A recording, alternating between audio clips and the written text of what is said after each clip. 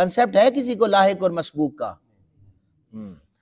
لاحق اسے کہا جاتا ہے فقہی زبان میں کہ ایک شخص امام صاحب کے ساتھ نماز پڑھ رہا ہے اور اس نے شروع کیا امام صاحب کے ساتھ نماز، کہہ کی وجہ سے، وضو ٹوٹنے کی وجہ سے، نیند کی وجہ سے کچھ رکعتیں اس کی رہ جائیں اور اسے دوبارہ خبر ہو، یا وہ وضو کرنے جائے کلام نہ کرے واپس آئے، امام صاحب نماز پڑھ رہے ہوں تو وہ واپس آ کر نماز میں شریک ہو، دیکھے میری کتنی رکعتیں چھوٹی ہیں، وہ ایک اندازے کے مطابق قیام رکوع سجود کرنے کے بعد امام صاحب تک پہنچ جاتا ہے، اس شخص کو لاحق کہا جاتا ہے۔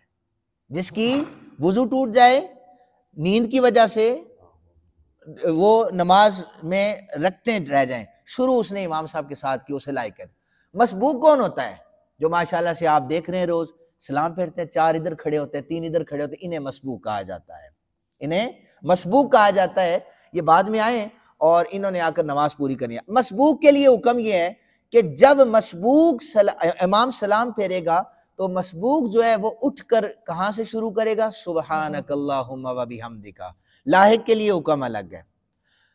اور اس کے بعد یاد رکھیں کہ جو لاحق ہے نا، وہ جو امام صاحب کے ساتھ شروع جس نے کی تھی لیکن درمیان میں کسی رکھتے رہ گئی، اگر اس کی رکعتوں میں اس سے کوئی بھول چوک واجب میں ہو جاتی ہے تو سجدہ سہو نہیں ہے، اس لیے کہ وہ مقتدی ہے ابھی تک، اس لیے کہ وہ تو امام کے پیچھے تھا، وہ سجدہ سہو نہیں کرے گا۔ اس کا اصول اسی طرح ہے کہ میں نماز پڑھا رہا ہوں، کوئی بھی امام نماز پڑھا رہا ہے، نمازی اس کے پیچھے کھڑے، نمازیوں سے پھر جو مرضی بھول چوک ہو سجدہ سہو نہیں ہوگا جب تک امام صاحب سے بھول چوک نہ ہو، چونکہ امام صاحب کی اقتداء میں آپ لوگ، تو امام صاحب جب بھول جائیں گے تو سجدہ سہو ہوگا، ادروائز سجدہ سہو نہیں ہوگا۔